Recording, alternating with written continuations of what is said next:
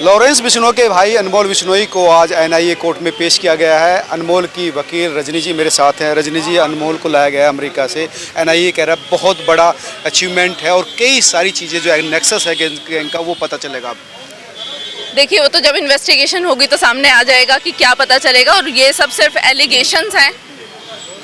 जी allegations है। Allegations है जी। उनका कहना है कि सलमान खान, बाबा सिद्दीकी, इन तमाम मर्डर्स में, बाबा सिद्दीकी के मर्डर में जो है इनका हाथ रहा है और फैसिलिटेट करते रहे हैं गैंगस्टर्स को, क्रिमिनल्स को। सर, ये तो कहना बिल्कुल गलत है कि इन्वेस्टिगेटिंग एजेंसीज ऐसा क्लेम कर रही हैं। ये जो भी एजेंसीज क्लेम कर रही हैं, एलिगेशंस लगा रही हैं अनमोल पर, they are totally based on Facebook post, social media post. और जो ये आजकल नया ट्रेंड चल चुका है कि कोई भी क्राइम होता है तो उसकी सोशल मीडिया के थ्रू रिस्पॉन्सिबिलिटी ले ली जाती है। तो इनकी एलिगेशंस एविडेंस पे, इन्वेस्टिगेशन पे बेस्ड ना होके सिर्फ सोशल मीडिया पोस्ट्स पर बेस्ड है। तो आप ये कहेंगे कि वो पोस्ट जो है या एक्सेप्टेंस है वो अनमोल ने या कि नहीं थी, कोई और था?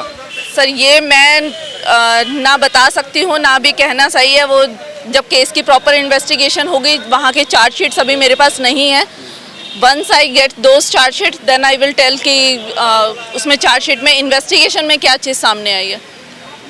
इसमें ये भी आपकी भी काफ़ी देर बात हुई है लॉरेंस से, तो अनमोल से, तो अनमोल ने क्या कहा, उसने अपने बारे में क्या सफाई दी है, आपसे क्या कहा? सर, अभी इन सब बातों को लेकर बाकी केसेस के बारे में बात नहीं हो पाई है।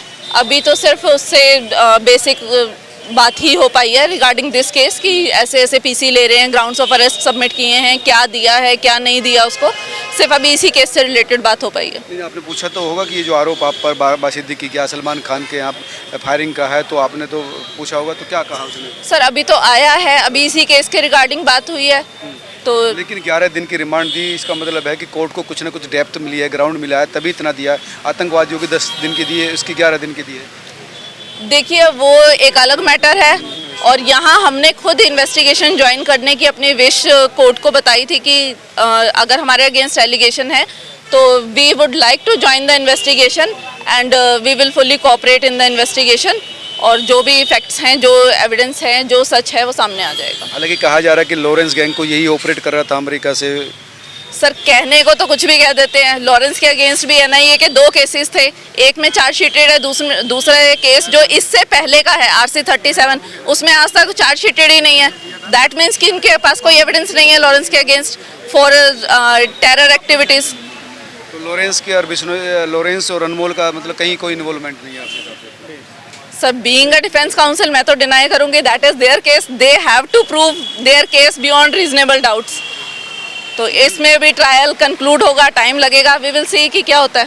फेस करेंगे ट्रायल है उसके? We will definitely face. धन्यवाद। ये थी रजनी जी, जिनका कहना था कि हम ट्रायल फेस करेंगे और साथ में जो सच्चाई होगी उसको एक्सेप्ट भी करेंगे। आप तमाम लोग क्या सोचते हैं, जरूर बताएं नमस्कार। अनमोल बिश्नोई एक नाम बदल के USA में छुपा हुआ था। NIA के अफसरों ने उसके तत्परता से इन्वेस्टिगेशन करके उसको ढूंढा और अब वो डिपोर्ट हुआ और वापस हमारी कस्टडी में आ गया है। वो ऑलरेडी इस केस में अक्यूज्ड है, भगौड़ा घोषित किया जा चुका था। अब उससे पूरी पूछताछ की जाएगी, बहुत सारे पहलुओं में पूछताछ की जाएगी। सर, कितने दिन की रिमांड को आज कोर्ट ने ग्रांट की है? आज 11 दिन की पुलिस कस्टडी रिमांड ग्रांट की गई है। आपके जो रिमांड आपने मांगने के लिए किए थे? देखिए, हमने बताया कोर्ट को कि ये 2.5 साल से भागा हुआ था। कोर्ट के संबंध, कोर्ट के वारंट पे भी ये पेश नहीं हो रहा था। इन्वेस्टिगेशन के दौरान क्योंकि ये हमारे कस्टडी में नहीं आ पाया, हम इससे पूछताछ नहीं कर पाए, तो केस के सिलसिले में, इस टेरर गैंगस्टर नेक्सस के सिलसिले में कौन लोग हैं, सब पहलुओं पे पूरी तरीके से जांच की जाएगी और इससे पूछताछ की जाएगी। नहीं, हमने NIA का केस, जो लार्जर कॉन्स्पिरेसी केस है, जो बब्बर खालसा इंटरनेशनल के साथ इस गैंगस्टर सिंडिकेट का जो सिंडिकेट बना हुआ है और जो एक दूसरे के साथ मिलकर काम कर रहे हैं और क्राइम और टेरर एक्टिविटीज़ में इन्वॉल्व हैं, उसके बारे में हमारा केस उस बारे में है। तो बब्बर खालसा इंटरनेशनल से जुड़े होने का इसके ऊपर आरोप है सर, उस बारे में भी आप लोगों ने कोई दलील उसमें पेश की? भाई क्यों धक्का दिया जा रहा है?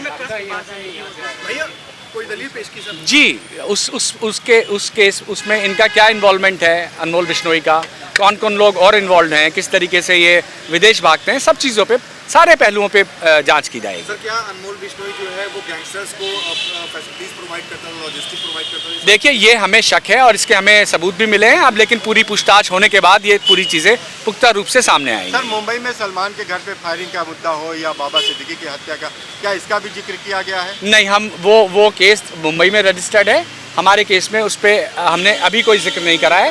पूछताछ में क्या आता है सामने उसके बारे में मैं अभी नहीं कुछ नहीं कह सकता। सर आप कब दोबारा पेश करा जाएगा? 11 दिन बाद 29 तारीख को। कि पूरी चार्जशीट सिर्फ एलिगेशंस हैं, इसमें बाकी इन्वेस्टिगेशन हम ज्वाइन करने के लिए हम रेडी थे, हमने इन्वेस्टिगेशन ज्वाइन करने के लिए ऑब्जेक्शन नहीं किया, तो हम इन्वेस्टिगेशन में पूरा कोऑपरेट करेंगे। जो भी फैक्ट्स हैं, जो एविडेंस है, सब सामने आ जाएगा। बब्बर खालसा के साथ कनेक्शन बताया जा रहा है, एनआईए कह रही है, आपका क्या कहना है? ऐसा सर, कुछ नहीं है, NIA ऐसा कुछ नहीं है। एनआईए एलिगेशंस पहले भी लगाती रही है, बट ऐसा कुछ नहीं है। सर एनआईए की पूरी चार्जशीट बब्बर खालसा के साथ कॉन्स्पिरेसी पे बेस्ड है, बट टिल डेट आज तक किसी भी जो भी इस एनआईए के केस में एक्यूज है, किसी का बब्बर खालसा से कोई लिंक एनआईए एस्टेब्लिश नहीं कर पाई है। एंड आई ट्रस्ट कि अनमोल के साथ भी ऐसा कुछ नहीं होगा, कोई उसके अगेंस्ट भी एविडेंस नहीं है। फेक पासपोर्ट से वो बाहर गए थे, यूएस से उनको डिपोर्ट करके लाया गया है, ये किस तरह से कैसे हुआ फिर?